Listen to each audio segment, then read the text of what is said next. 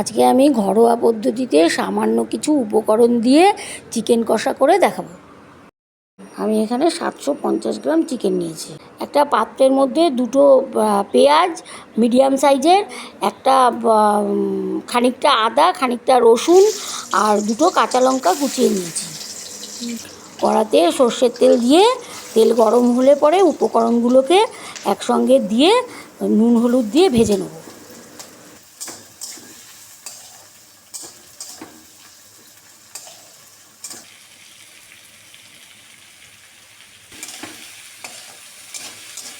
সব দিয়ে এরকম একটা নুন হলুদ দিয়ে মিশিয়ে হলো একটু ঢাকা দিয়ে রাখবো।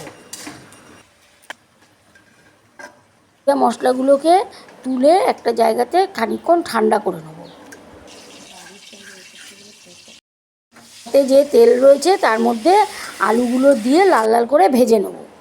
ভাজা মশলাগুলোকে একটা মিক্সিং জারের মধ্যে দিয়ে পেস্ট বানিয়ে নেব। মশলার যে পেস্টটা বানিয়েছিলাম সেই পেস্টটা মাংসর মধ্যে দিয়ে আর অল্প দই দিয়ে মাংসটাকে ভালো করে মাখিয়ে 30 মিনিট রেখে দেবো ঢাকা দিয়ে।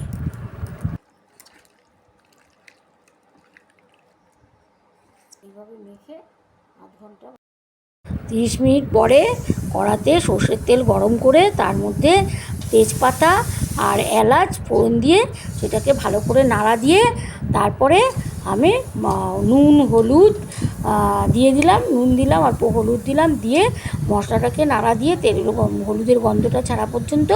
তারপরে ওটার মধ্যে মিক্সি ধোয়া যে জলটা ছিল সেই জলটা দিয়ে দিলাম। মশলা থেকে তেল ছাড়লে তারপরে মাংসটাকে দিয়ে দেবো ওর মধ্যে।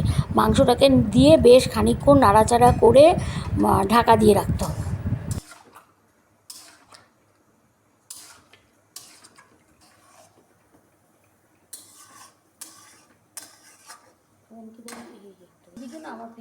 খানিকক্ষণ বাদে বাদে ঢাকাটা খুলে নাড়তে হবে, নেড়ে মেশাতে হবে যতক্ষণ পর্যন্ত মাংসটা সেদ্ধ না হয়।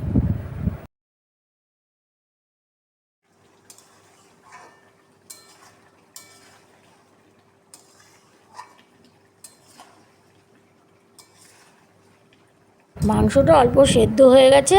এখন আলু যে ভেজে রেখেছিলাম সেই ভাজা আলুটা ওর মধ্যে দিয়ে দেবো। মাংসটা কষানো হয়ে গেছে, আপনারা দেখতেই পাচ্ছেন। এরপরে আমি জল ফুটিয়ে রেখে দিয়েছিলাম, সেই জলটা মশলাটাকে ভালো করে আবার মাংসর সঙ্গে মিশিয়ে এবার জলটা ঢেলে দেবো।